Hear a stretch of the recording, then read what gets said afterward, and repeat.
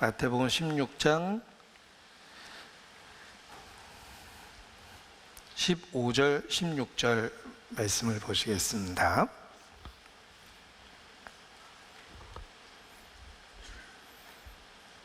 네, 함께 읽겠습니다. 가라스디에 너희는 나를 누구라 하느냐?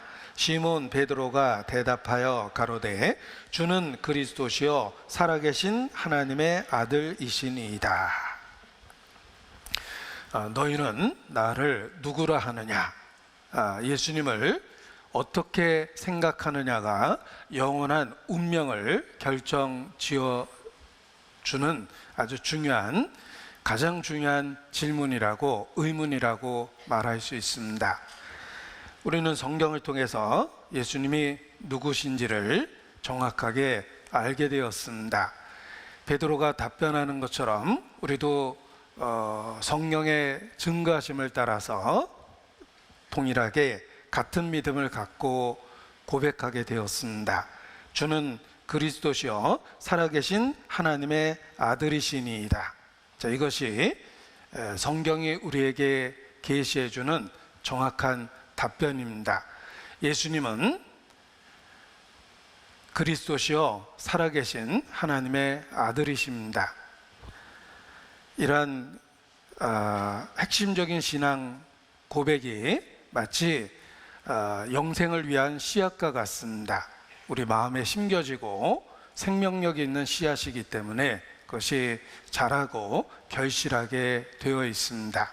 우리 신앙의 출발은 정확한 예수님에 대한 신앙 고백에서 시작되는 것입니다. 주는 그리스도시요 살아계신 하나님의 아들이시니이다. 마가복음서를 통해서 예수님의 생애 중에 중요한 부분을 우리에게 요약해서 알려줍니다. 마가복음의 첫 시작을 기억해 보십시오. 우리에게 알려주고자 했던 그 진리를 첫 구절을 통해서 선포하고 있습니다. 하나님의 아들 예수 그리스도 복음의 시작이라. 이것이 마가복음의 첫 구절입니다. 예수님은 하나님의 아들이요 그리스도입니다. 하나님의 아들 예수 그리스도 복음의 시작이라. 또 마르다의 신앙 고백을 통해서도 알 수 있습니다. 마르다도 예수님께 자신의 신앙을 고백하는데 그 신앙 고백을 통해서도 우리는 예수님이 누구신지 그 핵심적인 가장 중요한 부분을 깨달을 수 있습니다. 마르다의 신앙 고백을 함께 찾겠습니다. 요한복음 11장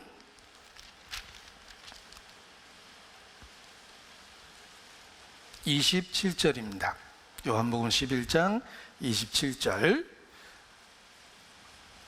마르다의 신앙 고백입니다. 27절 같이 읽겠습니다. 가로되 주여 그러하외다. 주는 그리스도시요 세상에 오시는 하나님의 아들이신 줄을 내가 믿나이다. 이 마르다도 예수님에 대한 정확한 지식을 갖고 있었고 그 신앙을 고백하고 있습니다. 주는 그리스도시요 세상에 오시는 하나님의 아들이신 줄 내가 믿나이다. 너희는 나를 누구라 하느냐라고 물어보실 때 우리도 동일하게 대답할 수 있습니다. 예수님은 주이시며 그리스도십니다. 그리고 하나님의 아들이십니다. 이것이 예수님에 대한 정확한 지식이며 우리의 믿음의 근본이라고 말할 수 있습니다. 자, 이러한 핵심적인 그러한 내용이 사도행전에도 잘 표현되어 있습니다. 그래서 사도신경의 고백 내용 중에 그 외아들 우리 주 예수 그리스도를 믿사오니 라는 표현이 있는 것입니다. 예수님이 누구신지를 정확하게 알고 고백할 수 있도록 사도신경은 핵심을 요약하고 있습니다. 그 외아들 하나님의 아들이십니다. 우리 주가 되셨습니다. 예수님은 예수 그리스도 자신이십니다.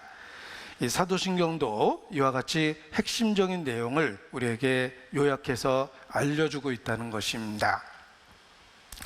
교회 2000년 역사 속에 무엇이 핵심적인 진리인지를 요약해서 그 중요한 그 진리에서 떠나지 않고 머무를 수 있도록 이렇게 그 가르침을 펼쳤습니다. 사도신경 역시 핵심적인 내용이 무엇인지를 요약하고 그 중요성을 항상 붙잡고 살아갈 수 있도록 우리에게 일깨워 주는 것입니다. 이 사도신경의 내용 속에도 그러한 핵심적인 내용이 잘 표현되어 있습니다. 전통은 교회 역사 속에서 대대로 내려오는 가르침입니다. 완전하고 완벽할 수는 없지만 그것은 인간의 한계 때문에 그렇습니다. 그러나 핵심이 무엇인지 우리에게 분명하게 알려주고 있다는 것입니다. 전통을 무시하면 영적인 빈곤에 빠진다라는 경고 말씀이 있습니다. 우리의 현재 누리고 있는 삶도 사실 오랫동안 축적된 그 선조들의 삶 속에서 그 지혜 속에서 이루어진 것입니다. 우리가 예전보다 더 나은 것을 누리고 있다면 그것이 갑자기 된 것이 아니라 오래된 그 축적된 정보와 지식의 결과로서 우리가 문명을 누리고 있는 것입니다. 영적인 풍요로움도 그렇습니다. 2000년 교회 역사 속에서 우리의 선조들이 찾아낸 그 진리를 우리는 쉽게 그것을 누리고 있는 그러한 세대입니다. 전통 속에는 사람의 하는 일 속에 단점과 약점이 있을 수밖에 없지만 그래도 그 전통 속에는 우리가 중요하게 여겨야 될 그 가르침들이 있다는 것입니다. 사도신경 역시 그러합니다. 우리의 믿음이 그 믿음의 중심에 무엇이 있어야 되는지를 확실하게 가르쳐주고 있는 것입니다. 소망에 관한 이유를 묻는 자에게 대답할 것을 항상 예비하라고 일깨워 주셨는데 우리는 사도신경의 내용을 통해서도 우리의 소망에 관한 이유를 분명하게 또 정확하게 올바로 대답할 수 있는 것입니다. 그래서 사도신경의 내용을 다시 한번 일깨워 드리겠습니다. 전능하사 천지를 만드신 하나님 아버지를 내가 믿사오며 그 외아들 우리 주 예수 그리스도를 믿사오니 이는 성령으로 잉태하사 동정녀 마리아에게 나시고 본디오 빌라도에게 고난을 받으사 십자가에 못 박혀 죽으시고 장사한 지 사흘 만에 죽은 자 가운데서 다시 살아나시며 하늘에 오르사 전능하신 하나님 우편에 앉아 계시다가 저리로서 산자와 죽은 자를 심판하러 오시리라. 성령을 믿사오며 거룩한 공예와 성도가 서로 교통하는 것과 죄를 사하여 주시는 것과 몸이 다시 사는 것과 영원히 사는 것을 믿사옵나이다. 아멘. 자, 이와 같은 사도신경의 내용을 분석해 보면 창조주 하나님에 대한 신앙 고백과 그리고 예수 그리스도에 대한 신앙 고백 그리고 성령에 대한 신앙 고백 이렇게 크게 이루어져 있다는 것을 알게 됩니다. 한마디로 삼위일체, 삼위 하나님에 대한 신앙 고백으로 이루어져 있습니다. 우리말로 표현됐을 때는 믿는다라는 동사가 4번 나오지만 영어로 사도신경을 외워보면 믿는다라는 그 동사가 3번 나옵니다. 성부, 성자, 성령과 연결해서 믿는다라는 고백이 3번 나오는 것입니다. 그래서 사도신경의 내용 자체가 삼위 하나님에 대한 신앙 고백으로 이루어져 있다 이렇게 말씀드리는 것입니다. 그래서 나는 하나님을 믿고 예수님을 믿고 성령을 믿는다라는 핵심적인 내용이 사도신경 안에 들어있다는 것입니다. 그런데 분량적으로 봤을 때 그 중심에 예수 그리스도에 대한 신앙 고백이 있는데 가장 많은 내용을 차지하고 있습니다. 성부, 성자, 성령에 대한 신앙 고백으로 이루어져 있는데 중요성이나 분량과 관련해서도 예수 그리스도에 대한 신앙 고백이 사도신경의 핵심이라는 것입니다. 그 씨앗에 생명이 있듯이 예수 그리스도 안에 영적 생명이 있기 때문에 그렇습니다. 아들이 있는 자에게는 생명이 있다. 아들이 없는 자에게는 생명이 없다라고 선언하십니다. 그래서 가장 핵심적인 그 부분에 해당하듯이 사도신경의 내용 중심에도 예수 그리스도에 대한 신앙 고백이 있는 것입니다. 우리의 믿음의 핵심이 그렇습니다. 삼위 하나님에 대한 신앙을 갖고 있는 것이며 그 중심에 예수 그리스도가 있다는 것입니다. 여러 기독교 교파 중에 이 성호를 긋는 그런 교파가 있습니다. 이 신앙을 표현할 때 입으로 고백하는 것뿐만 아니라 이렇게 몸 동작으로 신앙을 고백하면서 성호를 긋는 그런 교파들이 있습니다.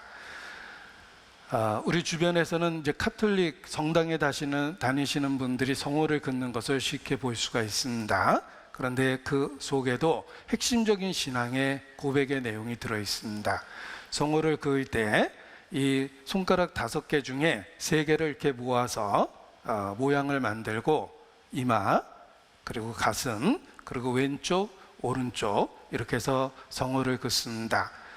사실 교단마다 성호를 긋는 방법이 조금 다르긴 하지만 분명한 것은 삼위 하나님에 대한 신앙을 고백하고 있다는 것입니다. 그래서 손가락 3개를 모으는 것도 성부, 성자, 성령에 대한 신앙을 나타내며 이마에 손을 댈 때 성부 하나님을 일깨우고 가슴에 손을 댈 때 성자 하나님을 일깨우며 그리고 왼쪽과 오른쪽 어깨로 표현할 때 성령 하나님을 일깨우는 겁니다. 그리고 하나님에 대해서 알고 믿고 행하겠다라는 그러한 신앙의 고백을 동작으로 표현하는 것입니다. 여러 교파가 있지만 그 핵심적인 내용은 동일하다고 말씀드릴 수 있습니다. 바로 성부, 성자, 성령에 대한 신앙 고백이며 그 중심에 마치 씨앗의 발아에 해당하는 부분처럼 생명을 만들어내는 발아, 싹에 해당하는 부분처럼 예수 그리스도에 대한 신앙 고백이 있다는 것입니다. 그리고 예수님에 대한 분량이 사도신경의 가장 많은 부분이라고 말씀을 드렸는데 순서적으로도 좀 일깨울 필요가 있습니다. 예수님에 대한 신앙 고백을 일깨울 때 우리말 번역 순서보다는 영어로 표현된 것이 원래 사도신경이 갖고 있는 언어적 순서하고 일치합니다. 처음에는 헬라말로 신약 성경이 기록된 그리스어로 사도신경을 표현했고 그 이후에 로마라는 제국 아래서 로마의 언어인 라틴어로 표현이 됐습니다. 그리고 우리는 영어로 번역됐다가 다시 우리말로 번역된 것을 이렇게 사용하고 있습니다. 그런데 원래 사용되던 그 언어를 갖고 순서를 보면 영어 번역이 그 순서에 일치하고 있습니다. 그 외아들 우리 주 예수 그리스도를 믿사오니 라는 그 순서가 영어 번역에는 Believe in Jesus Christ, our Lord, His only Son 이렇게 되어 있습니다. 그래서 여기 영어 번역을 확인해 보면 In Jesus Christ, His only Son, our Lord 순서가 이렇게 되어 있습니다. 그러니까 우리말로는 그 외아들 우리 주 예수 그리스도를 믿사오니 이렇게 순서가 되어 있고 영어식 순서로는 예수 그리스도 그의 외아들 그리고 우리 주 이러한 순서로 되어 있습니다. 그래서 순서가 조금 차이가 있는 것을 볼 수가 있는데 순서대로 먼저 생각을 해보면 예수 그리스도 이렇게 시작을 합니다. 예수라는 말은 우리 구세주의 이름이며 사람이 지은 이름이 아니라 하나님께서 직접 지어주신 이름입니다. 예수라는 말은 하나님이라는 말과 구원이라는 단어를 합친 형태입니다. 그래서 유대인들의 표현으로 히브리식 발음으로는 여호수아 이렇게 되는 것입니다. 그 여호수아라는 말이 호세아라는 말과 같은 단어입니다. 그래서 하나님이라는 말과 구원이라는 단어를 합쳐서 여호수아, 호세아 이렇게 발음이 됩니다. 그것이 신약 시대에 그리스식 발음으로 예수와 우리말로 예수 그리고 영어로 Jesus 이렇게 번역이 된 것입니다. 예수라는 말 자체가 하나님과 구원이라는 단어의 결합으로 이루어져 있다라는 것입니다. 예수님이 누구신지 그 이름을 통해서 분명하게 우리에게 알려주셨습니다. 우리가 아주 아이에게 쉽게 가르칠 때 예를 들면 여기 1번 도둑, 2번 경찰, 3번 의사, 이 중에 나쁜 사람은 누구일까요? 이러면 이름 갖고 금방 알 수 있습니다. 도둑이라는 이름을 갖고 있으니까 나쁜 사람입니다. 또 이 중에 병든 사람을 고쳐주는 사람은 누구일까요? 그러면 이름 속에 이미 답이 들어 있습니다. 의사라는 이름 속에 그분이 하는 일이 들어있는 것입니다. 마찬가지로 예수라는 이름을 지어주셨습니다. 그분의 정체성을 우리에게 분명하게 알기 쉽도록 계시해 주신 겁니다. 예수, 하나님이 우리를 구원하신다. 하나님이 우리를 구원하시기 위해서 예수님을 보내셨다는 뜻입니다. 그래서 이름을 통해서 예수님이 하시는 그 일을 우리에게 분명하게 알려주셨습니다. 이름을 통해서 분명하게 계시하신 것은 하나님은 모든 사람이 진리를 알며 구원에 이르기를 원하시기 때문에 이름 속에 그분의 하시는 일을 분명하게 나타내 주신 것입니다. 그래서 사람이 지은 이름이 아니라 하나님이 직접 지어주신 이름, 예수라는 이름을 우리 구세주가 갖고 있는 것입니다. 그리고 그 예수님은 그리스도입니다. 그리스도라는 말 자체가 신약 성경에 기록된 헬라어로 구세주라는 의미를 갖고 있습니다. 그리고 그리스도라는 말은 유대식의 표현으로는 메시아입니다. 그런데 메시아라는 말의 뜻이 기름 부음을 받은 자라는 뜻을 갖고 있습니다. 이것은 하나님이 직접 직분을 주실 때 기름을 부어서 직분을 주셨기 때문에 그렇습니다.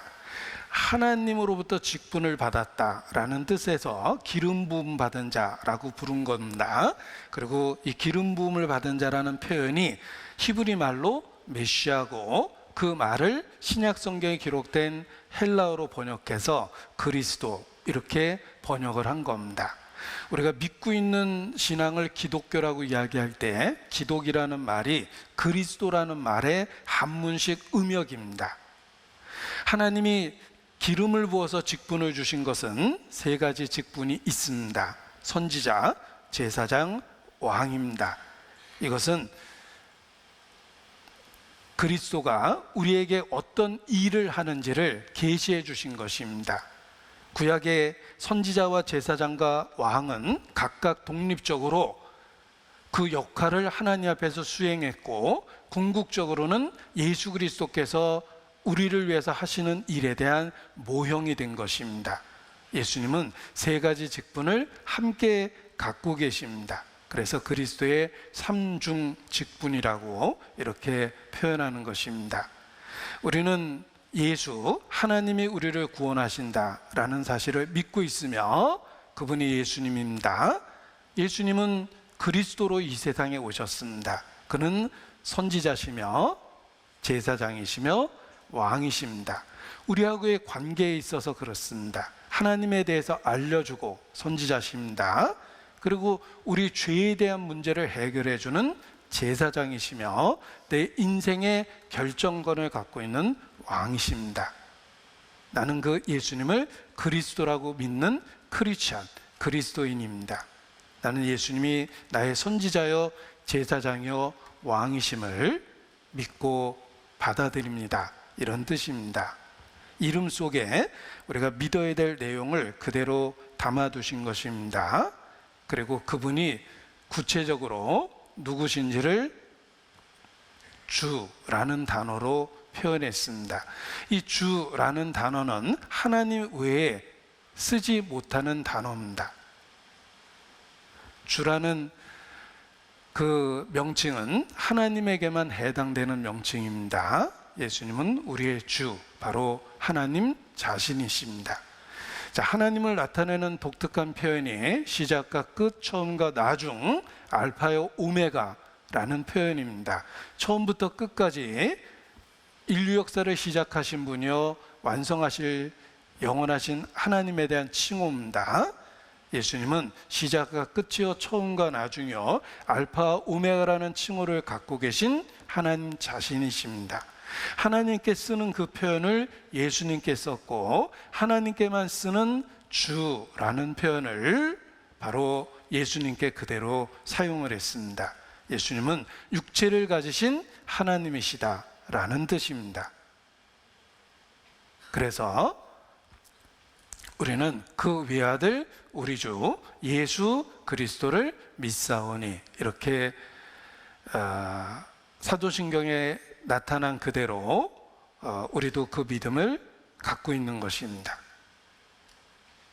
우리 주 예수 그리스도, 그 외아들 우리 주 예수 그리스도를 우리는 믿는 그리스도인입니다. 성경의 중심은 예수님 자신이시다.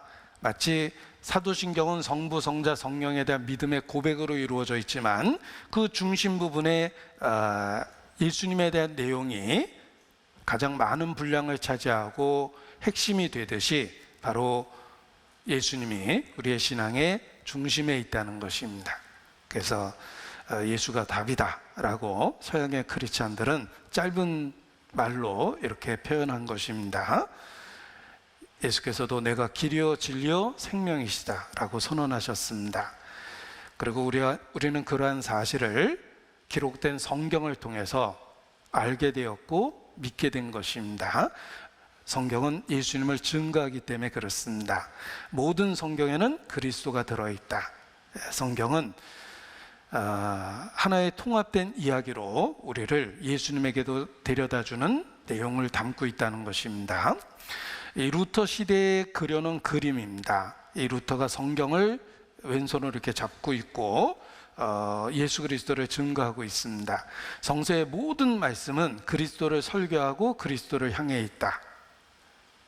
성경은 예수 그리스도를 증거하고 있는 책입니다. 성경이 기록된 목적 자체가 예수 그리스도에 대한 증거라는 것입니다. 다양한 장르의 문헌들이 모인 성경 전체는 예수 그리스도를 향한다. 성경에는 역사도 있고 예언도 있고 시도 있고 여행기도 있고 여러 형태의 문헌들이 있지만 결국은 모두 다 예수 그리스도를 증거하고 있다는 것입니다. 자, 여기 부분적으로 보여드렸던 그림의 완전한 그림입니다. 여기 청중들이 있습니다. 재미난 것은 루터 시대의 실제 동네 사람들을 모델로 해서, 중요한 인물들을 이렇게 모델로 해서 청중들을 그렸다라고 이야기합니다. 실제 루터의 청중들 중에 중요한 인물들을 이렇게 그림으로 그렸다라고 이야기합니다. 그리고 그 그림을 그린 화가도 자기 모습을 이렇게 그려놨다라고 이야기를 하는데, 이 루터가 설교하고 있는 그 중심에 예수 그리스도를 그렸습니다. 그리고 예수님을 그림을 그릴 때 십자가를 땅과 하늘이 맞닿도록, 여백이 없도록 꽉 차게 그렸습니다. 하늘과 땅을 이어주는 그리스도라는 의미를 담고 있는 것입니다. 그래서 모든 설교에 십자가에 못 박힌 그리스도를 증거하고 있다라는 것입니다. 그런데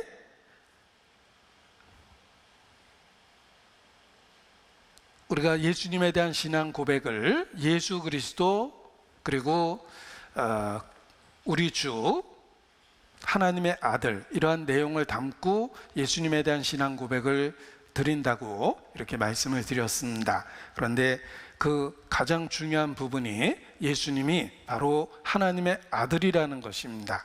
그래서 우리말로 그 외아들 우리 주 예수 그리스도를 믿사오니 이렇게 고백하고 있습니다.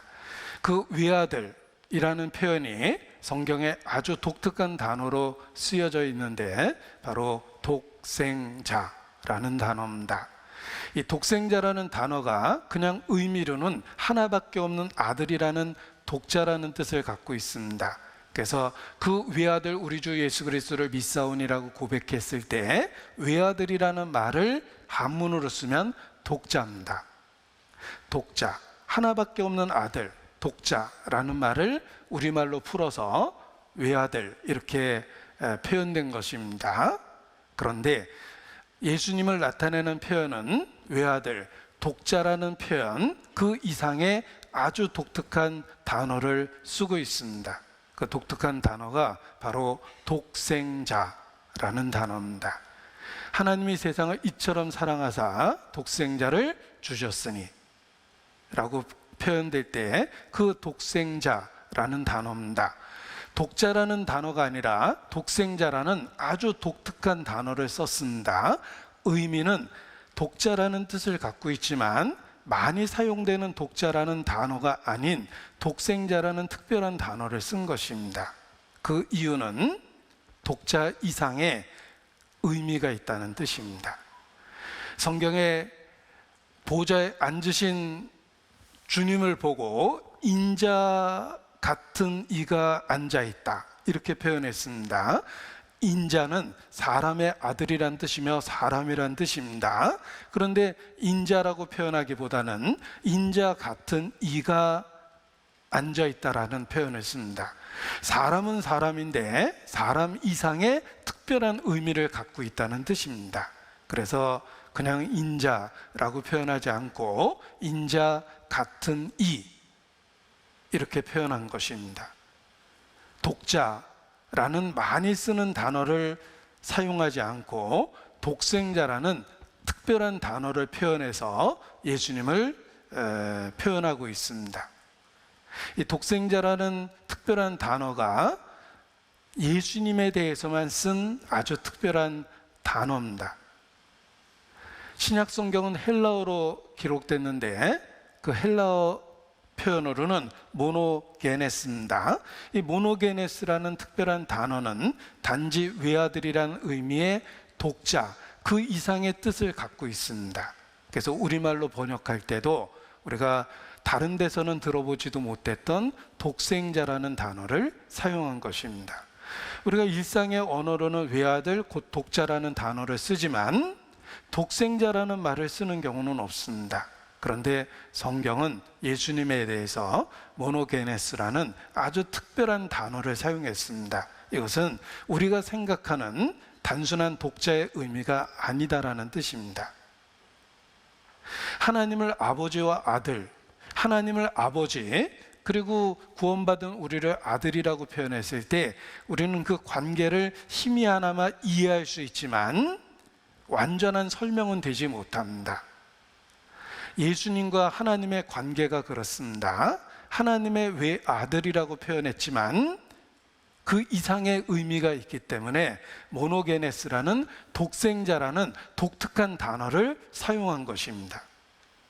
그래서 예수님은 하나님하고의 관계에 있어서 아주 특별한 관계를 갖고 있다는 것입니다. 독생자, 단순한 독자가 아니기 때문에 하나밖에 없는 아들이라는 우리가 생각하는 그 단어 이상의 의미가 있다는 뜻입니다. 이 모노라는 말은 홀로라는 뜻이고 게네스라는 단어는 있다, 되다 이런 의미에서 나온 단어입니다. 따라서 혼자 있다, 혼자 되다 아주 설명하기 어려운 의미를 갖고 있는 단어입니다. 우리말로 번역하려니까 독생, 이렇게 표현한 겁니다. 독생자라고 이렇게 표현한 것입니다. 자, 모노게네스, 홀로 있다, 홀로 되다, 이런 의미인데, 여호와라는 구약 시대의 하나님의 이름의 의미를 그대로 담고 있는 것입니다. 여호와라는 말은 번역하기 어렵지만 스스로 있는 자, 만물을 존재케 하는 자라는 뜻을 갖고 있습니다. 그래서 여호와라는 기념칭호를 갖고 있는데, 독생자라는 말이 홀로 있다, 홀로 되다 라는 두 단어의 합성어라는 것입니다. 예수님은 단순한 아들 그 이상의 의미가 있다. 바로 예수님은 육체를 가지신 하나님이시다 라는 뜻입니다. 그것을 우리에게 설명해 주려고 독생자라는 독특한 단어를 가지고 예수님을 표현해 준 것입니다. 빌립보서입니다. 빌립보서 2장 6절입니다.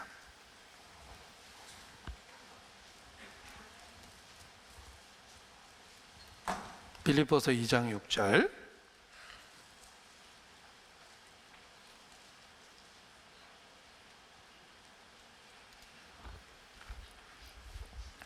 그는 근본 하나님의 본체시나 하나님과 동등됨을 취할 것으로 여기지 아니하시고 오히려 자기를 비워 종의 형체를 가져 사람들과 같이 되었고 사람의 모양으로 나타나셨음에 자기를 낮추시고 죽기까지 복종하셨으니 곧 십자가에 죽으심이라. 자, 예수님에 대해서 길게 설명했습니다. 독생자가 어떤 의미를 갖고 있는지를 우리에게 설명해 준 겁니다. 그는 근본 하나님의 본체이시나 하나님과 동등됨을 취할 것으로 여기지 아니하시고 오히려 자기를 비어 종의 형체를 가져 사람들과 같이 되었고 사람의 모양으로 나타나셨다. 이것이 독생자에 대한 표현입니다. 하나님이 육체를 갖고 나타난 것은 우리가 생각하는 아버지와 아들이라는 독자의 관계 그 이상의 의미를 갖고 있다는 것입니다. 육체를 가지신 하나님, 바로 예수님이십니다. 아버지와 나는 하나이니라. 우리의 지식으로 다 이해할 수 없는 상황이 벌어진 것입니다. 그래서 예수님이 누구신지를 독생자라는 독특한 단어로 표현한 겁니다. 예수님이 말씀하시면 하나님의 말씀입니다. 우리가 그 이전에는 하나님이 가라스데라는 선지자의 를 통해서 하나님의 말씀을 전해 들었습니다. 그런데 예수님은 직접 하나님의 말씀을 하고 계십니다. 단지 말만 하신 게 아닙니다. 그 말 속에는 하나님으로서의 능력이 있었습니다. 바람과 풍랑아 잔잔하라. 바람과 풍랑이 잔잔해졌습니다.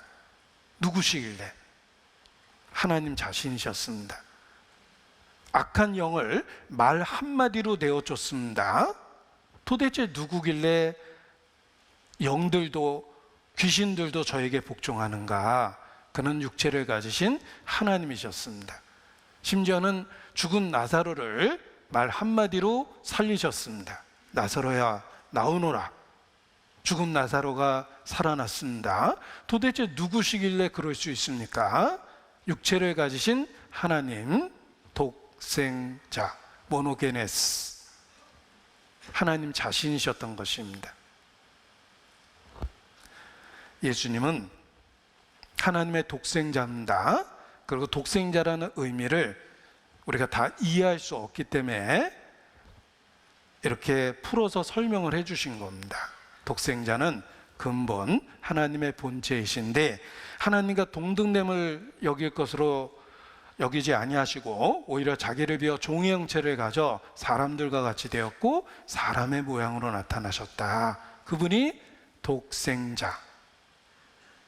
우리가 보니 하나님의 영광이 충만하다, 가득하다. 육체를 가지신 하나님이셨던 것입니다. 히브리서 1장 3절입니다. 히브리서 1장 3절.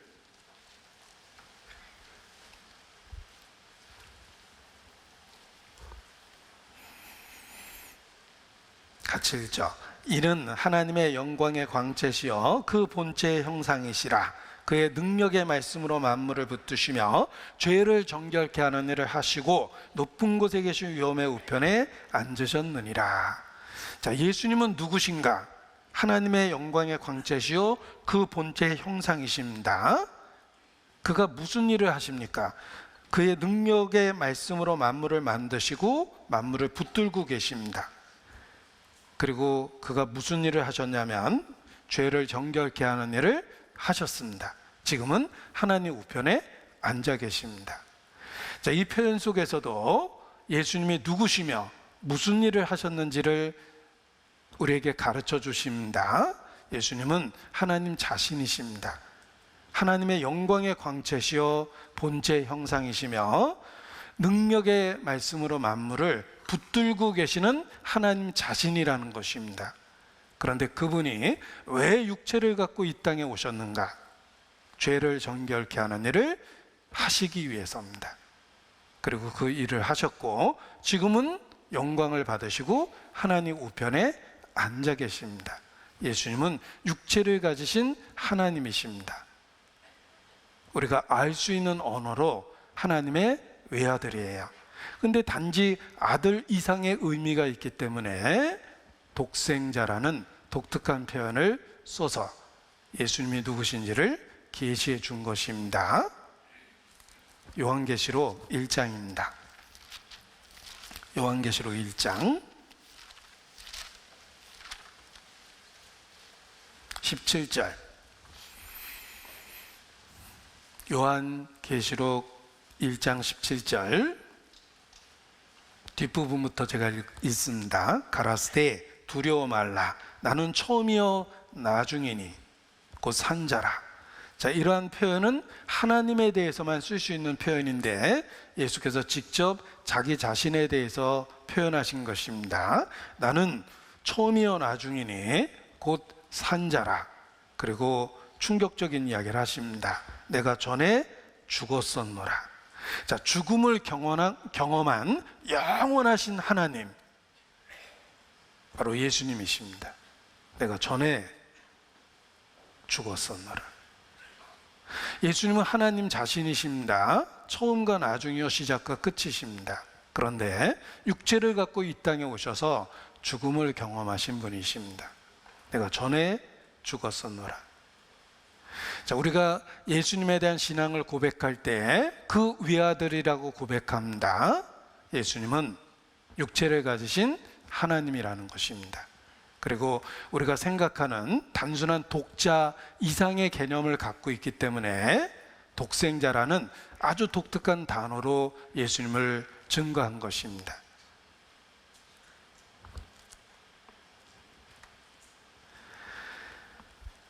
사도신경의 내용을 다시 한번 보겠습니다. 여기 예수님에 대한 내용만 보도록 하겠습니다. 자, 그 외아들 우리 주 예수 그리스도를 믿사오니라고 돼 있는데 여기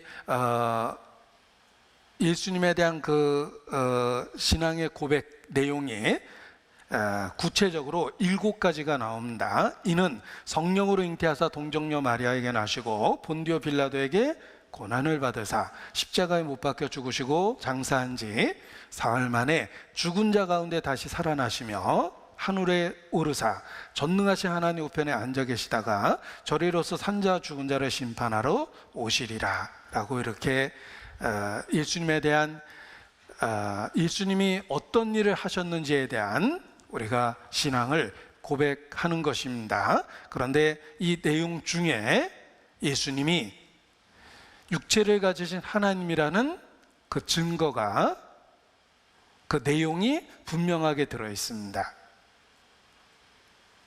예를 들면 본디오 빌라도에게 고난을 받으셨다라는 것은 예수님이 육체를 가지신 하나님이라는 것에 대한 증거는 아닙니다. 고난당하는 사람은 역사 속에 수도 없이 많습니다. 또 십자가에 못 박혀 죽으시고 장사되었다. 이것도 예수님이 하나님이라는 것에 대한 증거는 아닙니다. 역사 속에서도 십자가형을 받고 죽은 사람은 많기 때문에 그렇습니다. 예수님의 행적 중에 예수님이 하나님의 독생자라는 그 증거는 다른 사람과 다른 아주 독특한 두 가지가 있기 때문에 그렇습니다. 탄생과 죽음입니다. 보십시오. 성령으로 잉태하사 동정녀 마리아에게 나시고 초자연적인 출생을 하셨습니다. 왜냐하면 예수님은 하나님의 독생자이셨기 때문에 그렇습니다. 출생도 특별했고 그리고 죽음 이후도 특별했습니다. 장사된 지 사흘 만에 죽은 자 가운데서 다시 살아나셨습니다. 예수님의 탄생과 부활은 그 초자연성은 예수님이 육체를 가지신 하나님에 대한 증거가 되는 것입니다. 우리는 예수님의 신성을 믿는다 그러는데 그 말의 뜻은 예수님은 육체를 가지신 하나님이라는 뜻입니다. 그 증거는 예수님은 성령으로 잉태하셔서 동정녀 마리아에게 나셨습니다. 너희는 땅으로부터 났고 나는 하늘로부터 났느니라. 처음부터 예수님은 출생 자체가 달랐습니다. 왜냐하면 예수님은 하나님 자신이셨기 때문에 그렇습니다. 그리고 죽은 자 가운데 살아나는 부활을 통해서 예수님이 정말 하나님의 아들이라는 것을 우리 모두에게 입증해 주신 것입니다. 그래서 사도신경에 예수님과 관계된 내용 7가지를 분석해 보면 예수님이 육체를 가지신 하나님이라는 두 가지 증거가 분명하게 있다. 첫 번째는 동정녀 탄생이요, 두 번째는 죽은 자 가운데서 부활하셨다라는 것입니다. 우리는 그 사실을 믿고 예수께서 하나님의 독생자이심을 믿고 고백할 수 있게 되는 것입니다. 이 동정녀 탄생은 예수님이 하나님이시라는 것에 대한 결정적인 증거입니다. 그래서 한 사람을 소개해 드리겠습니다. 자, 누군지 혹시 아시는지 모르겠습니다. 이 토크쇼의 제왕이라고 불렸던 레리 킹이라는 사람입니다. 이 사람은 살아있을 때 돌아가신 분인데 5만여 명의 아주 중요한 인물들을 인터뷰한 사람으로 유명합니다. 그래서 레리 킹, 인터뷰의 황제라고 불리우는데 그는 5만여 명 이상 개인적인 면담을 했습니다. 한 기자가 이 레리 킹에게 아주 중요한 질문을 했습니다. 만일 당신이 역사상 누구든지 인터뷰할 수 있다면 누구를 인터뷰하고 싶습니까? 이렇게 질문을 했습니다. 그때 그가 대답하기를 예수 그리스도, 예수님과 인터뷰하고 싶습니다. 이런 대답을 합니다. 그 대답은 어떤 의미에서 당연할 겁니다. 역사상 모든 인물들 중에 한 사람을 특별히 만날 수 있다면 당연히 예수님을 만나고 싶을 것입니다. 레리 킹도 그와 같이 핵심을 정확하게 이해한 겁니다. 예수님을 만나서 인터뷰하고 싶다라는 답을 합니다. 그랬을 때 두 번째 질문은 그렇다면 그 예수님을 인터뷰한다면 무엇을 물어보고 싶습니까? 라는 질문을 받게 됐습니다. 그때 그가 대답하기를 나는 첫 번째로 그가 정말 처녀의 몸에서 태어났는지 그것에 대해서 묻고 싶습니다. 이렇게 대답을 합니다. 자, 그는 인터뷰의 황제처럼 핵심을 정확하게 이해하고 있었습니다. 역사상 누가 가장 중요한지를 알고 있었습니다. 예수님입니다. 그는 역사 자체를 BC에서 AD로 바꾼 사람입니다. 예수님을 위해서 얼마나 많은 사람이 기꺼이 목숨을 버렸습니까? 지금도 얼마나 많은 사람이 예수님에 대한 신앙을 중심으로 고백하고 있습니까? 당연히 예수님을 만나고 싶다고 고백했고, 그리고 그 예수님에 대해서 가장 핵심적인 의문이 무엇인지를 분명하게 알고 있었던 것입니다. 과연 성경이 증가하는 대로 동정녀 몸에서 탄생했는지를 물어보겠다라는 것입니다. 왜냐하면 예수님이 처녀의 몸에서 태어났다는 것은 예수님의 신성에 대한 증거이기 때문에 그렇습니다. 그가 우리와 다르다는 것을 어떻게 압니까? 예수님은 동정녀에게서 태어나셨습니다. 근본 하나님의 본체이심을 탄생을 통해서 나타내신 것입니다. 그리고 죽은 자 가운데서 부활하심을 통해서 그 모든 증거와 가르침이 하나님으로부터 왔다는 것을 모든 사람에게 확증해 주셨습니다. 자, 부활하셨다는 의미가 무엇입니까? 부활은 하나님에 의해서 이루어질 수 있는 유일한 기적입니다. 생명의 주관자 하나님만이 하실 수 있는 일입니다. 예수님이 부활하셨다는 것은 예수님에 대한 모든 증거와 가르침이 하나님 자신으로부터 왔다는 증거입니다. 예수님이 부활하셨다는 것은 예수님에 대한 증거, 예수님이 펼치신 많은 가르침이 하나님 자신으로부터 왔다는 것을 하나님께서 확증하신 것입니다. 우리는 예수님의 동정녀 탄생과 부활하심을 믿습니다. 그 말의 뜻은 예수님은 성경이 증거하는 대로 육체를 가지신 하나님 자신이셨다는 것입니다. 우리의 주가 되신 것입니다. 그는 정말 독생자, 하나님과 특별한 관계를 갖고 있는 분이셨습니다. 자, 독생자라는 단어가 독자와 다르다, 그 이상의 의미를 갖고 있다라고 제가 열심히 설명을 했는데, 이 말이 사실은 굉장히 어려운 말로 이렇게 표현되고 설명되는 뜻입니다. 제가 이거 소개해 드릴까 망설였는데 그냥 참조로 이렇게 보여드리도록 하겠습니다. 이 독생자라는 의미를 이렇게 표현합니다. 모노게네스라는 단어 헬라어를 번역해서 독생자라고 번역을 했으며, 홀로 있다, 홀로 되다 라는 단어의 합성어이기 때문에 아주 독특한 단어라고 이야기합니다.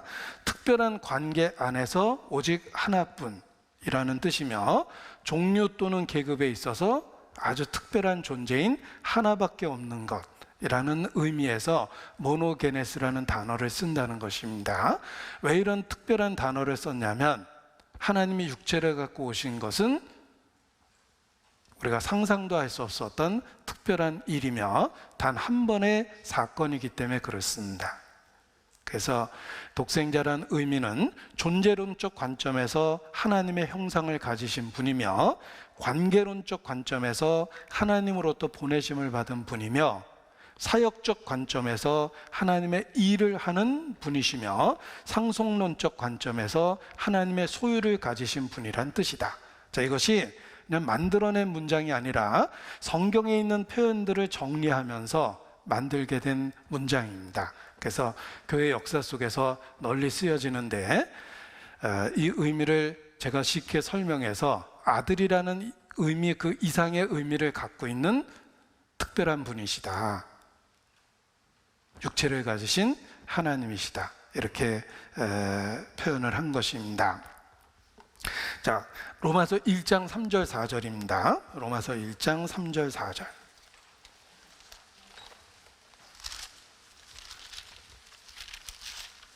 로마서 1장 3절 4절입니다. 같이 읽겠습니다. 이 아들로 말하면 육신으로는 다윗의 혈통에서 나셨고 성결의 영으로는 죽음 가운데서 부활하여 능력으로 하나님의 아들로 인정되셨으니 곧 우리 주 예수 그리스도시라. 자, 예수님은 우리 주 그리고 그리스도입니다. 그리고 하나님의 아들로 인정되신 분입니다. 이 로마서 1장 4절에도 우리 믿음의 핵심이 그대로 들어있죠. 예수님은 하나님의 아들이고 우리 주시며 그리스도가 되신 분이에요.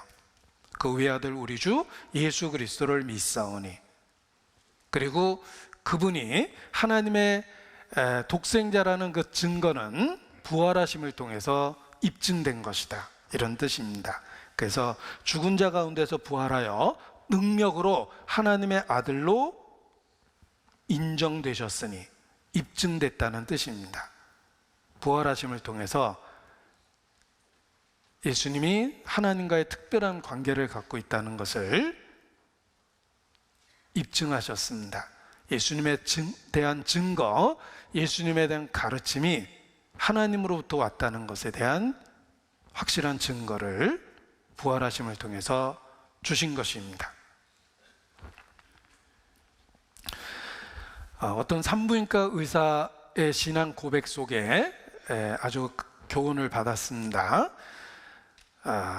신앙이 독실한 산부인과 의사가 있었습니다. 그는 만나는 모든 사람에게 전도를 했습니다.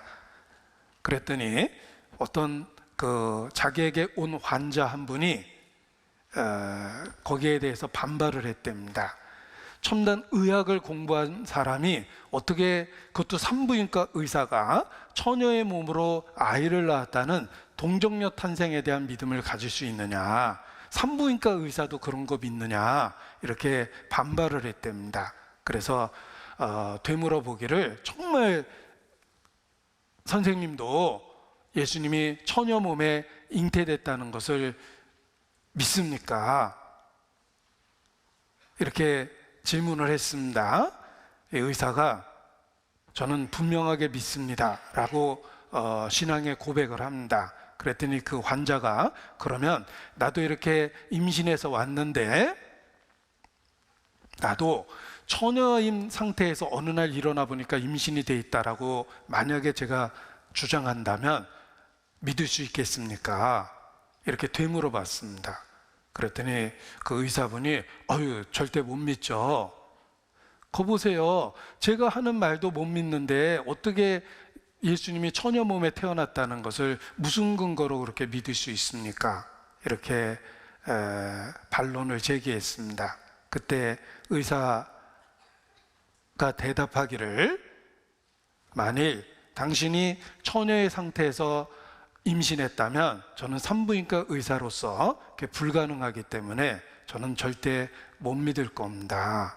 그러나 당신이 낳은 아이가 태어나서 자라서 오병이어의 기적을 행하고 문둥병자를 깨끗게 하고 바람과 풍랑을 잔잔케 하고 죽은 자를 살리고 그리고 죽었다가 다시 살아난다면 나는 당신이 한 주장과 말이 사실이라고 그때 비로소 믿겠습니다.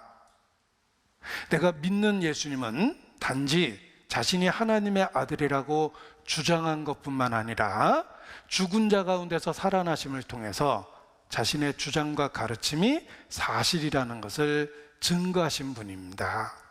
나는 그리스도의 부활하심을 믿습니다. 이렇게 신앙을 고백했습니다. 우리가 믿는 예수님은 단지 하나님의 아들이라고 말로 주장한 게 아닙니다. 죽은 자 가운데서 살아나심을 통해서 자신의 주장과 가르침이 사실이라는 걸 확증하신 분입니다. 이단의 교주는 말만 합니다.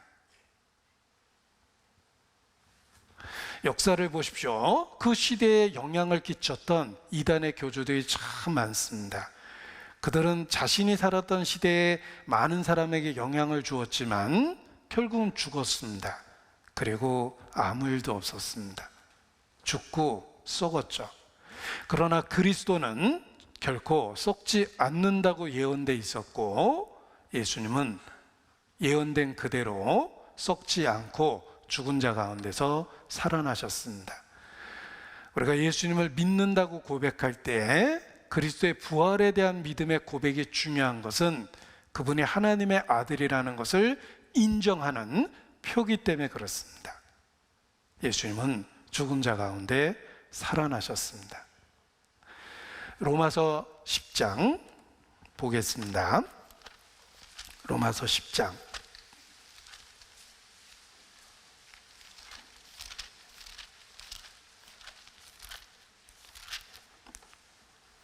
9절,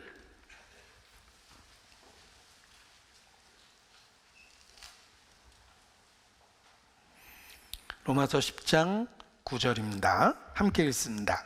내가 만일 내 입으로 예수를 주로 시인하며 또 하나님께서 그를 죽은 자 가운데 살리신 것을 내 마음에 믿으면 구원을 얻으리니.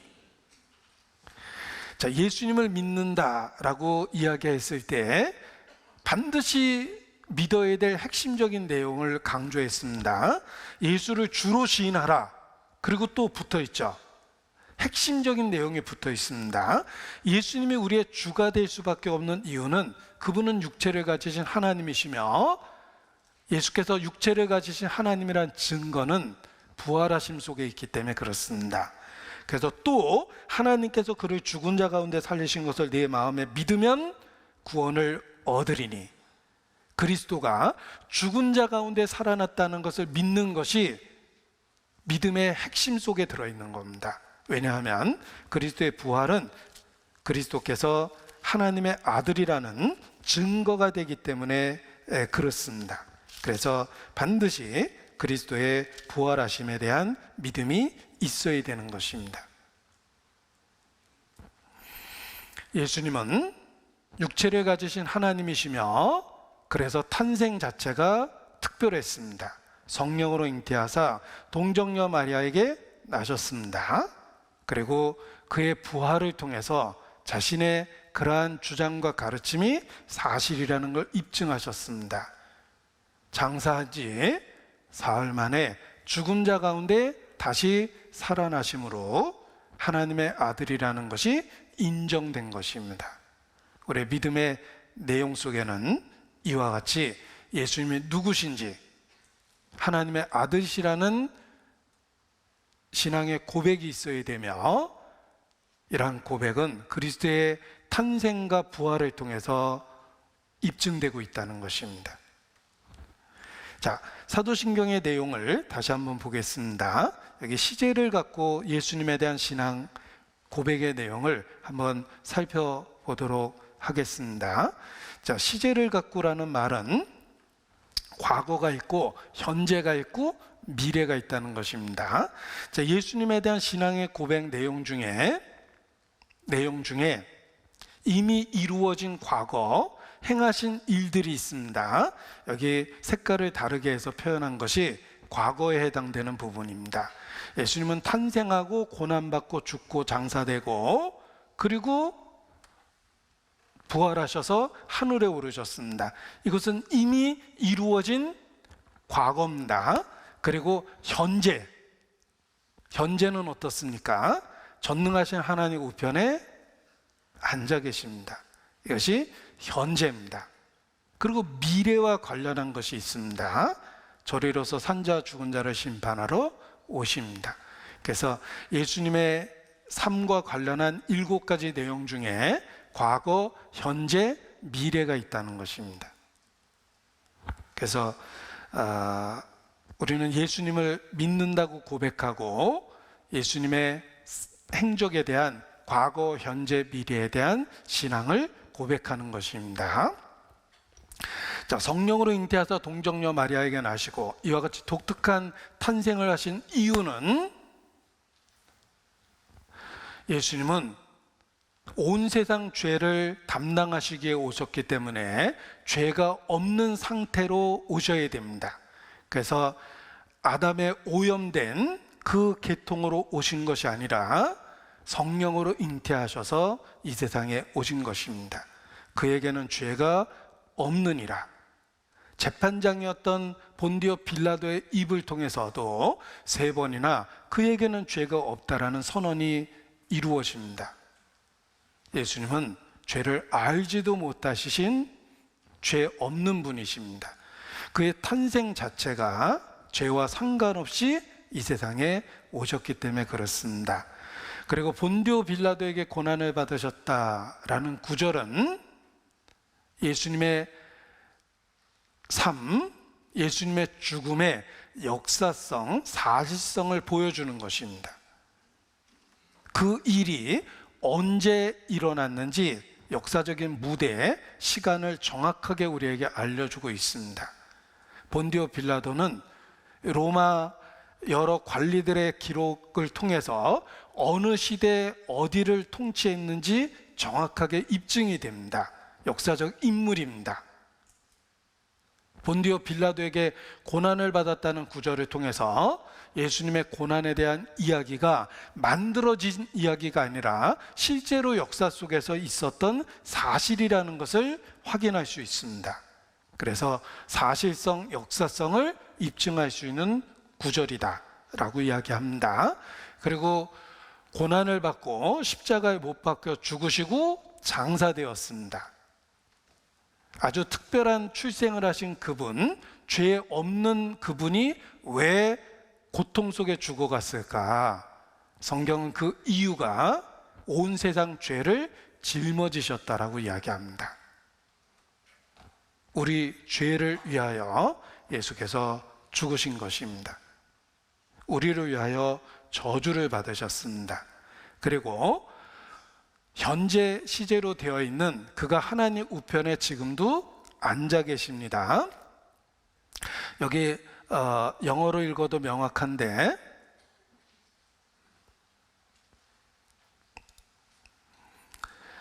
여기 유일하게 현재 시제로 되어 있습니다. 보십시오. 이 sis라는 말이 3인칭 단수 현재일 때 s나 es를 쓰죠.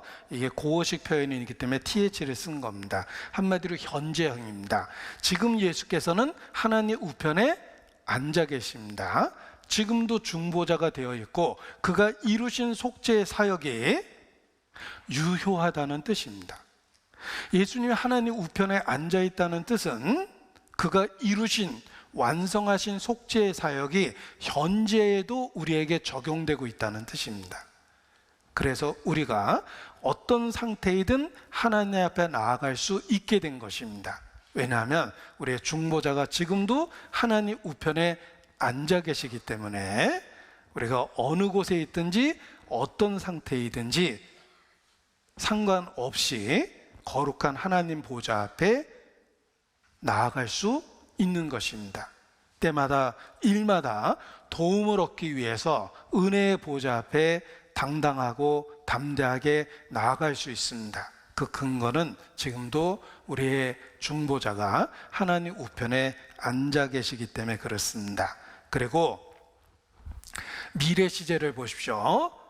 저를 이로써 산자 죽은 자를 심판하러 오시리라.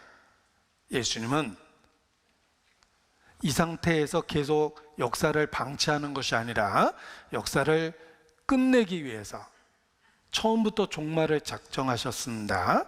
우리 개인의 삶의 죽음을 피할 수 없듯이 역사에도 죽음이라는 종말이 있는 것입니다. 그 세상 역사를 마무리하기 위해서 이 세상에 다시 오십니다. 자, 이와 같이 사도신경의 내용을 통해서 우리는 예수님에 대한 중요한 신앙의 고백의 내용을 다시 한번 일깨울 수 있습니다. 그런데 이 사도신경에 단점이 있다라고 말씀을 드렸습니다. 너무 짧은 문장으로 요약하는 바람에 생략된 중요한 여러 가지 의미를 놓치고 있다는 것입니다. 사도신경은 성경의 교리와 구원의 진리를 함축하고 있어서 믿음의 핵심 본질이 무엇인지를 알게 해준다. 사도신경은 삼위 하나님 곧 성부, 성자, 성령에 대한 믿음을 고백하고 있다. 이것이 장점이라면 단점은 너무 짧은 말로 요약해서 핵심적인 내용을 놓치고 있다는 것입니다. 예를 들면 예수님의 탄생, 고난, 죽음, 장사되심이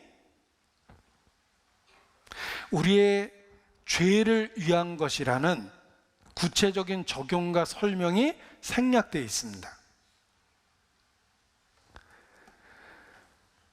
단지 예수님의 고난과 죽음을 객관적으로 진술하고 있을 뿐이지 도대체 왜 고난을 당하고 왜 죽음을 당하셨는지, 왜 장사되었는지 설명이 생략되어 있습니다. 성령은 그리스도의 탄생의 의미를 우리에게 직접 증거해 주십니다.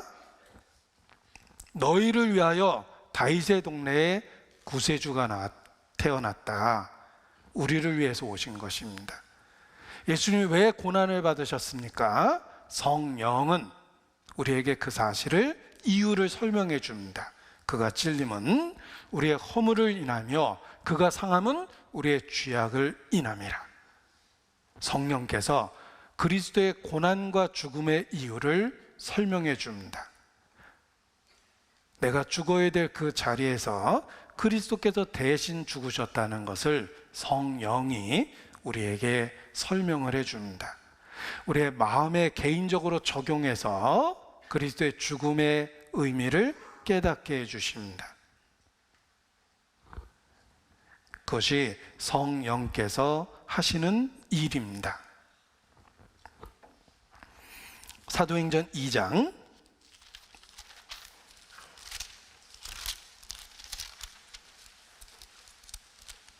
36절입니다.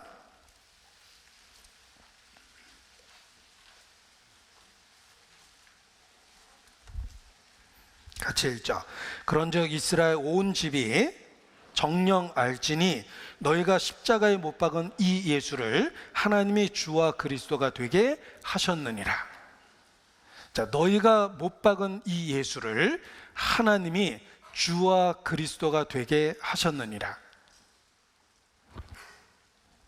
하나님이 왜 이러한 일을 허락하셨는지를 우리에게 설명해 줍니다. 그리스도의 고난 죽음을 통해서 그 예수님을 우리의 주와 그리스도가 되게 해주신 것입니다. 요셉의 이야기를 생각해 보십시오. 형제들은 요셉을 시기 질투하여 죽이려고 하고 노예로 팔아버렸습니다. 그것은 그들이 한 일입니다. 그런데 하나님은 그것을 선으로 바꾸셔서 흉년 때에 그들을 구원해 줄 구세주가 되게 하십니다. 형님들은 나를 해하려 했으나 하나님은 그것을 선으로 바꾸사 오늘날 만민의 생명을 구원하게 하셨다. 그와 같이 너희는 예수를 십자가에 못 박았는데 하나님이 그것을 갖고 오히려 너희를 위하여 주와 구세주가 되게 하셨다라는 것입니다. 이것이 하나님께서 하신 일입니다. 성령의 증거를 통해서 우리는 예수님의 생애가 우리와 관련이 있다는 것, 그리고 예수님의 고난과 죽음이 우리의 속죄를 위한 것이라는 것을 깨닫게 됩니다. 그리고 그 사실을 받아들이고 고백하게 됩니다. 그래서 나는 믿습니다라고 고백을 하는 것입니다. 그 외아들 우리 주 예수 그리스도를 믿사오니. 자, 그런데 이 사도신경의 고백을 보십시오. 나는 생각한다, 나는 인정한다가 아닙니다. 나는 믿는답니다. 나는 믿는다. 우리가 믿는다가 아니죠. 나는이라는 1인칭 주어를 씁니다. 왜냐하면 신앙은 하나님 앞에 각각 개인적인 것이기 때문에 그렇습니다. 그래서 신앙은 각각 개인적으로 하나님 앞에 고백하는 것입니다. 실제로 나는 믿는다라는 말이 이게 라틴어 표현입니다. 사도신경이 로마 제국 아래 라틴어로 표현됐습니다. 그래서 영어로 표현하면 요 크레도가 believe라는 단어고 요 in은 영어 단어하고 똑같습니다. 영어에 I believe in 이렇게 표현되죠. 내음은 하나님이라는 뜻입니다. 그래서 사도신경의 첫 문장이 크레도 인 데움인데 나는 하나님을 믿습니다. 이렇게 고백을 하는 것입니다. 그런데 그 믿음이라는 단어가 나라는 주어와 연결되어 있다는 걸 기억해 보십시오. 신앙은 지극히 개인적이기 때문에 그렇습니다. 그래서 실제로 키에르케코르라는 사람은 인간은 신 앞에 단독자다라는 표현을 썼는데 신앙은 하나님 앞에 1대1 개인적 관계로 가져야 된다는 뜻입니다. 우리가 믿는다라는 말을 쓰기 전에 신앙은 개인적으로 출발해야 되는 것입니다.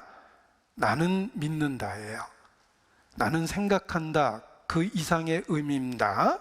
나는 걸 인정한다 라는 그 이상의 의미입니다. 나는 믿는다 라는 단어를 썼는데, 이 나는이라는 단어를 통해서 신앙은 하나님 앞에 각각 개인적인 관계라는 것을 일깨울 수 있습니다. 심판이 그렇습니다. 다른 사람 어떠하든지 심판은 하나님 앞에 단독으로 1대1로 받게 되는 것입니다. 우리 각 사람이 하나님 앞에 서서 각 사람의 행한 대로 심판을 받습니다. 심판은 하나님과의 1대1의 관계입니다. 구원도 그렇습니다. 신앙은 개인적 관계예요. 그래서 나는 믿는다 라는 1인칭 주어를 쓴 것입니다. 그리고 이 믿는다라는 말 앞에, 이게 다시 한번 보십시오. 영어로는 I believe in God, I believe in Jesus입니다. 여기 라틴어로도 in이라는 말이 있는데, 자, believe라는 말은 믿는다라는 동사인데 단독으로도 쓸 수 있습니다. 근데 왜 believe라는 동사를 단독으로 쓰지 않고 believe in 라는 전치사를 붙여서 동사 구로 썼습니까? 그 이유가 있습니다. 그 이유는 단순한 지식이 아니고 단순히 인정하는 것이 아니고 그 이상의 의미를 갖고 있다는 뜻입니다. 그래서 believe라는 동사를 단독으로 쓰지 않고 believe in이라는 전치사를 붙여서 동사 구로 쓴 겁니다. 그래서 정확하게 번역하면 나는 그분을 신뢰하기 때문에 믿는다라는 관계가 들어있는 말이고, 그리고 계속적인 의미가 들어있다 이렇게 표현합니다. 단지 일회성으로 그냥 지식적으로 인정한다고 되는 것이 아니라 그분을 신뢰하기 때문에 계속해서 믿는다라는 관계가 들어있고 계속성이 들어있다는 것입니다.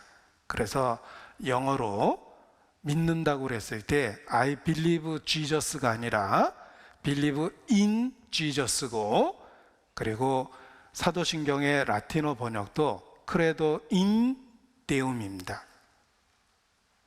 이것은 단순한 지식, 그 이상의 것이다 이런 뜻입니다. 그래서 우리는 어떤 지식을 갖고 사실을 인정하는 것만으로 그것이 신앙의 전부라고 착각할 수 있습니다. 그 이상의 관계가 있고 계속성이 있다는 것입니다. 혼인 서약에 남편으로 맞이하시겠습니까? 네. 아내로 맞이하시겠습니까? 네. 단순한 일회성 고백이 아니라 관계가 성립하고 지속성을 갖고 있다는 뜻입니다. 혼인 서약을 했기 때문에 부부가 되었고 그 관계를 유지하고 있는 것입니다. 예수님에 대한 신앙은 단순한 지식, 인정, 그 이상의 것이다 라는 것을 강조하고 있는 것입니다. 올바른 믿음, 살아있는 믿음이 그러합니다. 그래서 행함이 없는 믿음이 죽은 것이라 라고 선언하고 있는 것입니다. 내가 하나님이 한 분이신 줄 믿느냐? 잘하는도다. 귀신들도 믿고 떠느니라. 귀신이 믿는 믿음에는 재미난 사실이 있습니다.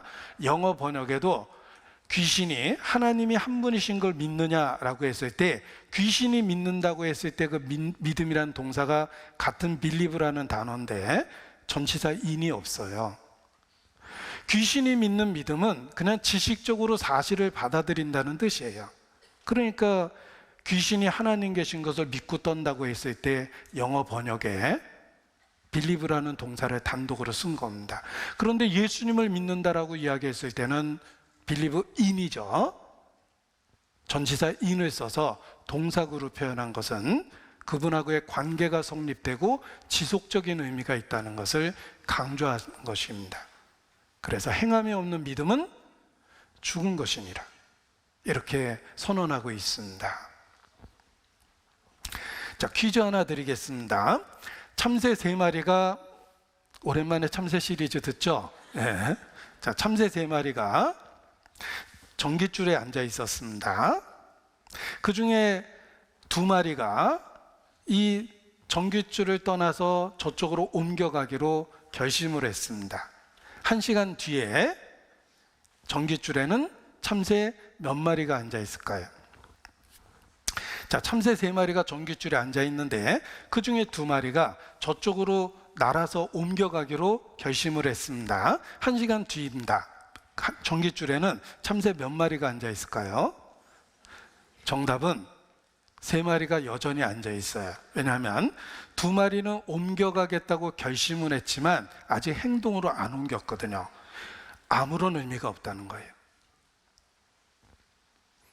결심했다고 해가지고 변하는 게 아닙니다. 예수님을 믿기로 했다고 해서 삶이 변합니까? 우리 결심한다고 해서 믿는다고 그러죠. 근데 삶이 끝까지 안 변합니다. 단순한 지식, 사실을 받아들이는 것, 그 이상의 의미가 있다는 뜻입니다. 그래서 이 신앙은 행동을 만들어내는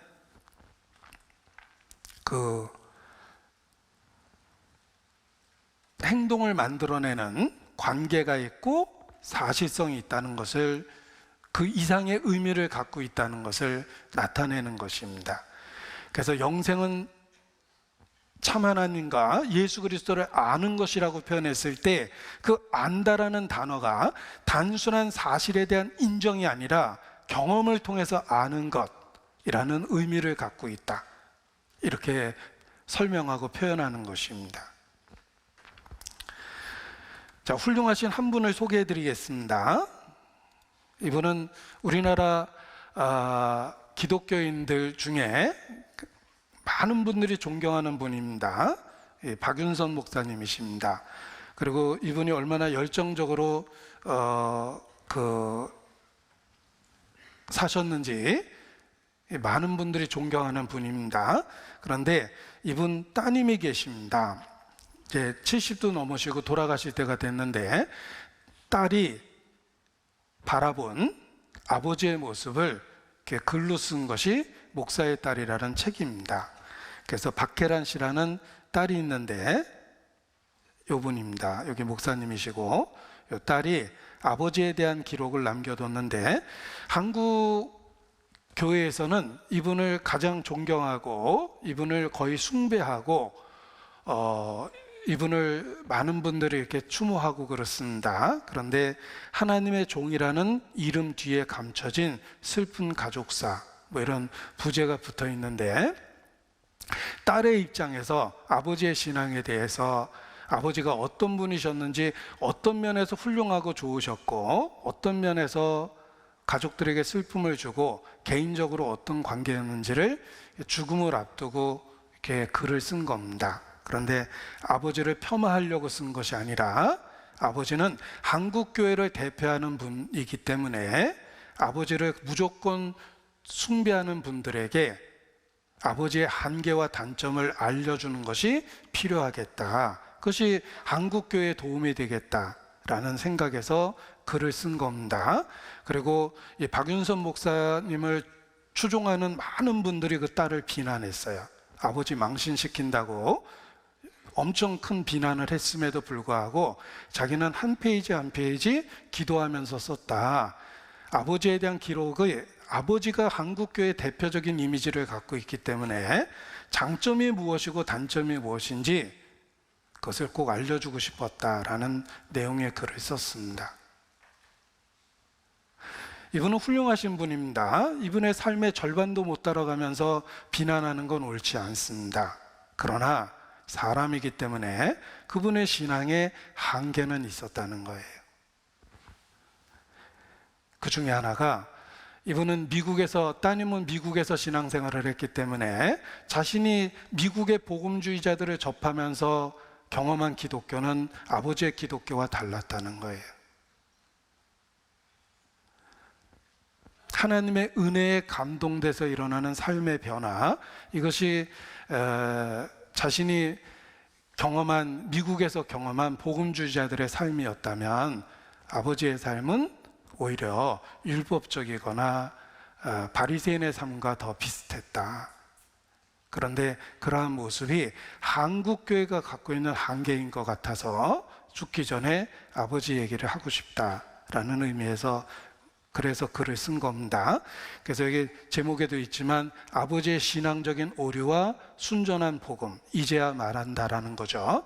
본인도 죽음 앞에 있기 때문에 솔직하게 이야기를 하고 싶었었던 겁니다. 우리 박윤선 목사님은 1988년도에 돌아가셨어요. 우리 시대 사람입니다. 이 따님이 본인도 죽음이 가까이 왔기 때문에 솔직한 글을 쓴 겁니다. 한국 교회에서 숭상하는 아버지의 신앙에 대하여 왜곡된 율법주의적인 모습, 서양에서 배운 복음과 한국식 기독교의 차이점이 너무 컸다. 아버지가 가르치고 배출한 목사들이 자신의 믿음이 허공에 떠 있다는 것을 인식하지도 못한다. 그래서 죽기 전에 한국 교회에 꼭 해주고 싶은 말이 있다. 오해와 비난을 무릅쓰고 한 페이지 한 페이지 기도하면서 썼다. 1988년 담담으로 돌아가시기 전에 아버지의 마지막 기도는 답답하고 투명하지 않았다. 그래도 제가 정직한 마음으로 주의 일을 열심히 하지 아니하였나이까. 어찌하여 나를 이렇게 불편한 형편에 두시나이까. 속히 나를 불러가시옵소서. 그러니까 하나님 은혜에 감동돼서 자신의 마지막을 정리한 것라기보다는 어떤 율법적인 자신의 삶에 대한 그 모습을 끝까지 붙들고 있으셨다, 이런 뜻입니다. 아버지는 길을 써서 죽기까지 주의 일을 하려 했던 아버지의 모습을 그대로 마지막 말에서 표현했다. 아버지께 맡겨진 생명들을 거의 파멸로 몰아넣었던 과거에 대해 통탄하는 회개와 용서를 주고받는 과정이 없었던 것은 아버지 자신을 위해 참 안타까운 일이었다. 먼저 죽은 큰 오빠에게 쓴 편지에 이런 내용이 있습니다. 그 자녀들이 서로 나눈 대화예요. 큰 오빠나 저나 우리 모든 형제들이 아버지께 배운 것이 하나님 앞에서 무서워 떠는 것이고, 하나님의 무한한 사랑과 무조건적인 사랑과 인내하면서까지 베푸시는 사랑을 체험하는 데에는 아버지가 도움이 되지 못한 것이 큰 유감입니다. 하나님을 공포의 대상으로 알고 있는 것, 그것이 하나님을 근본적으로 오해하는 것이고 하나님을 깊이 슬프시게 하는 것입니다. 하나님 우리 각자를 지극히 귀하고 아름답게 지으셨기 때문에 조건 없이 사랑하십니다. 큰오빠도 아버지의 신앙에 의해서 도움을 얻지 못했다. 나도 그러했다. 아버지에게 배운 것은 율법적이고 하나님을 위해서 뭔가 끊임없이 일을 하고 거기서 지쳐가는 그런 모습이었다. 은혜나 복음에 의해서 감동받고 그로 인해서 움직이는 그런 모습하고는 달랐다. 그런데 아버지의 신앙이 한국교회의 모습을 대표하는 것 같아서 무엇이 한계가 있는지 그 단점을, 오류들을 꼭 표현해 보고 싶었다라는 취지에서 글을 쓴 겁니다. 우리가 하나님에 대한 신앙이 단지 지식과 이론 한 번 인정하고 끝나는 그런 신앙이 아니라 관계의 성립이고 반복성, 지속성을 갖고 있다는 것입니다. 그래서 믿음이란 단어가 동사로 표현되고 지식과 관념이 아니라는 거예요. 그리고 현재형으로 표현하는 것은 계속적인 현재성이 있다는 것입니다. 그리고 영어로 표현할 때는 단지 believe라는 단어를 쓴 것이 아니라 believe in이라는 그 관계의 지속성이 있다라는 걸 한국교회 많은 분들이 놓치고 있다는 것입니다.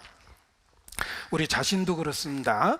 우리의 신앙이 단지 사실에 대한 받아들임, 단 한 번의 받아들임, 이해, 그것이 전부라고 생각하면 안 된다라는 거예요.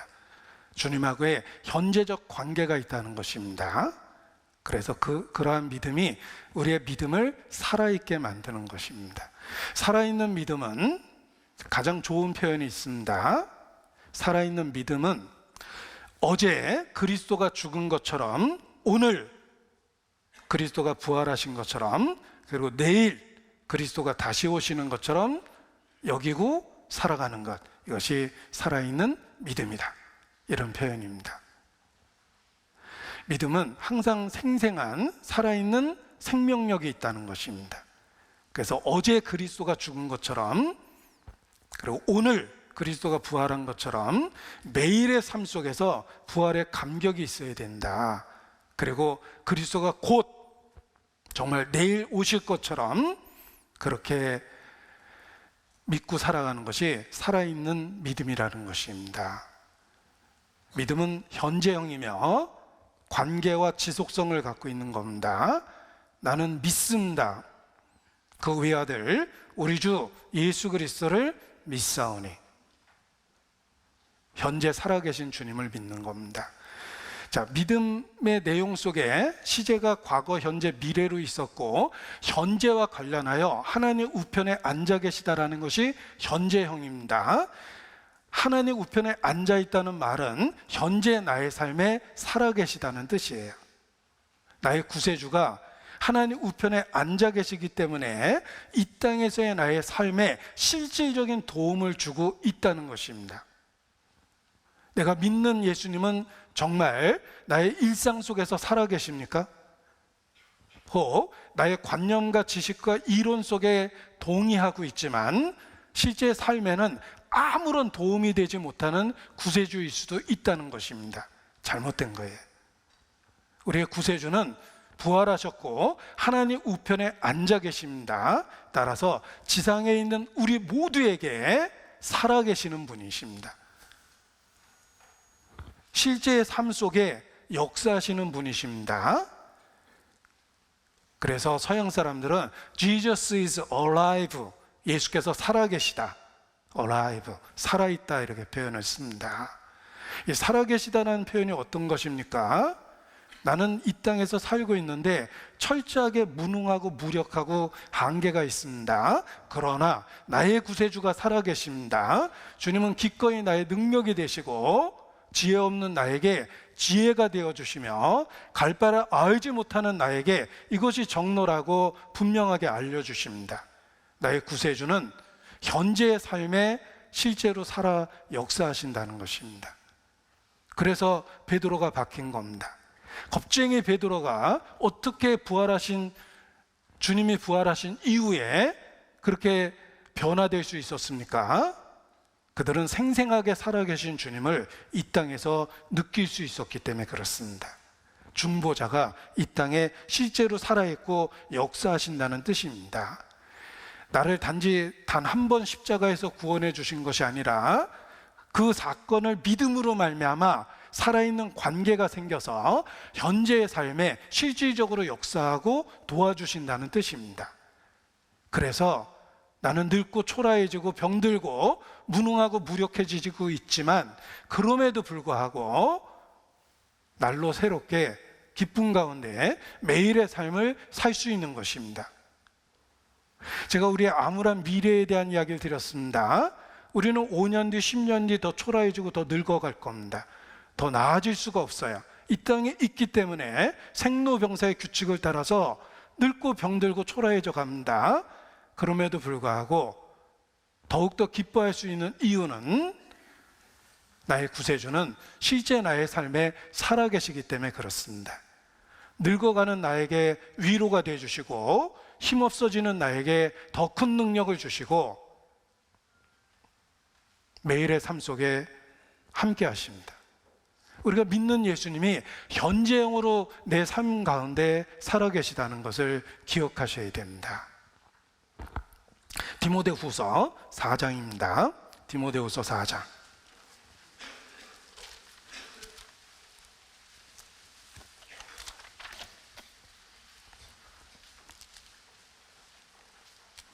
디모데후서 4장. 바울의 고백을 들어보십시오. 17절입니다. 제가 읽어드립니다. 주께서 내 곁에 서서 나를 강건케 하심은 현재, 지금, 고통받는 지금 바울은 죽음을 목전에 두고 있습니다. 주변에 많은 사람이 바울을 버렸습니다. 더 외롭고 죽음은 가까워졌고 그리고 몸은 감옥에 속박되어 있습니다. 그 고통스러운 상황 속에 홀로 버려져 있었던 게 아닙니다. 주께서 내 곁에 서서 나를 강건케 하시면 현재, 지금 역사하고 계시는 주님을 알고 있었던 겁니다. 나로 말미암아 전도의 말씀이 온전히 전파되어 이방인으로 듣게 하려 하심이니 내가 사자의 입에서 건지웠느니라. 주께서 나를 모든 악한 일에서 건져내시고 또 그의 천국에 들어가도록 구원하시리니 그에게 영광이 세세 무궁토록 있을지어다. 아멘. 현재 강건하게 하시죠. 그리고 모든 악한 일에서 건져내셨죠. 앞으로도 천국에 들어가기까지 그가 틀림없이 구원하실 것이다. 현재, 과거, 미래, 주님은 계속해서 바울의 삶에 함께 계십니다. 그래서 바울이 달려갈 길을 마칠 수 있었던 겁니다. 우리가 믿는 예수님이 관념과 이론과 지식 속에서 단지 한 번 고백되는 그런 주님이 아니라 살아계셔서 현재의 삶에 나와 함께 계시다는 것입니다. 우리는 살면서 나의 연약함을 발견합니다. 괜찮습니다. 주님이 강하시기 때문에 괜찮습니다. 능력 있는 주님이 함께 하시기 때문에 나는 연약해도 괜찮습니다. 난 정말 지혜가 없고 실수투성입니다. 그래서 내가 지혜의 근원인 주님을 매일 바라보는 겁니다. 나는 무식하고 무지해도 괜찮습니다. 지혜의 근원인 주님이 나와 함께 하시고 살아계시기 때문에 그렇습니다.